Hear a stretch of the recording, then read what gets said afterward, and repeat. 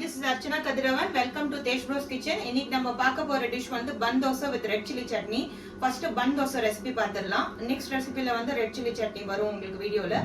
இப்போ நம்ம வந்து பன் தோசையோட இன்கிரிடியன்ட்ஸ் பார்த்துடலாம்.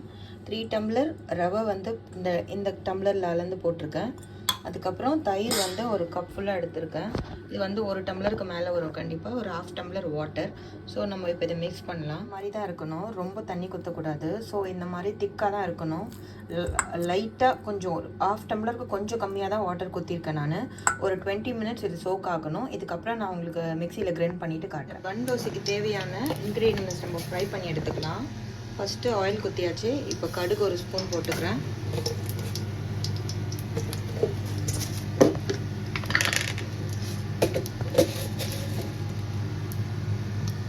கடுகு ஸ்ப்ளிட்டர் ஆனவுடனே அதுக்கப்புறமா உளுத்தம்பருப்பு கொஞ்சமாக போட்டுக்கிறேன்.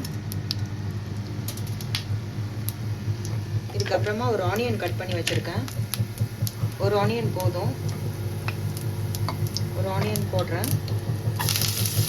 இந்த ஆனியன் நல்லா ஃப்ரை ஆன உடனே நம்ம ஆஃப் பண்ணிவிட்டு அதுக்கப்புறமா அந்த ரவை வந்து பேட்டர் மாதிரி அரைச்சிட்டு இது அதில் மிக்ஸ் பண்ணிவிட்டு தான் நம்ம பன் தோசை பண்ண போகிறோம். ஸோ ஃபஸ்ட்டு இந்த ஆனியன் ஃப்ரை பண்ணதுக்கப்புறமா நான் மிக்ஸ் பண்ணுறது உங்களுக்கு காட்டுறேன். இந்த பேட்டர் ரெடி ஆகிடுச்சு. இப்போ இதோட கன்சிஸ்டன்சி பார்த்துக்கோங்க. ரொம்ப தண்ணியாக இருக்கக்கூடாது, இந்த மாதிரி திக்காக இருக்கணும் பன் தோசைக்கு. இதோட நம்ம வந்து ஒரு ½ ஸ்பூன், இந்த சின்ன ஸ்பூன் அளவு தான் பேக்கிங் சோடா ஆட் பண்ணுறேன். பேக்கிங் சோடா கண்டிப்பாக போடணும். அதுக்கப்புறம் சால்ட் வந்து ஒரு ஸ்பூன் போடுறேன். உங்களுக்கு தேவையான அளவு நீங்கள் போட்டுக்கலாம். அப்புறம் இதுக்கு வந்து அந்த கொத்தமல்லியும் ஃப்ரை பண்ண ஆனியன், கடுகு, உளுத்தம் பருப்பு எல்லாத்தையும் ஆட் பண்ணிடலாம். இதையும் போட்டு நான் மிக்ஸ் பண்ணிட்டேன். ஜஸ்ட் ஒரு 10 மினிட்ஸ் இது ஃபர்மெண்ட் ஆகட்டும். அதுக்கப்புறமா வந்து நம்ம கடாயில் வந்து பன் தோசை பண்ணலாம். ஆனால் பன் தோசை பண்ணுறதுக்கு நம்ம இந்த மாதிரி தாளிப்பு கரண்டி தான் யூஸ் பண்ண போகிறோம். இதில் தான் நம்ம பன் தோசை பண்ணணும். பேனில் வந்து நான் பேட்டர் குத்திருக்கேன். 2 கரண்டி குத்திருக்கேன். இதில் ஒரு ஸ்பூன் ஆயில் குத்திடலாம்.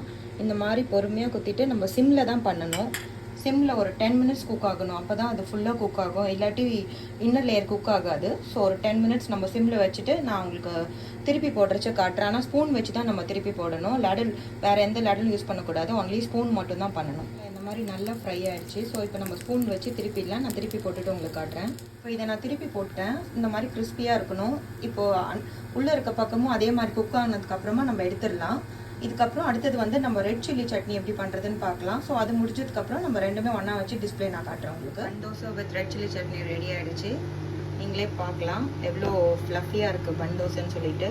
ரொம்ப சாஃப்டாக இருக்குது, நல்லாயிருக்கும். கண்டிப்பாக நீங்களும் உங்கள் வீட்டில் ட்ரை பண்ணி பாருங்கள். Bun dosa with red chilli chutney பார்த்தாச்சு. நீங்களும் உங்கள் வீட்டில் ட்ரை பண்ணி பாருங்கள். சேனலை லைக் பண்ணுங்கள், ஷேர் பண்ணுங்கள், சப்ஸ்கிரைப் பண்ணுங்கள். Thank you so much.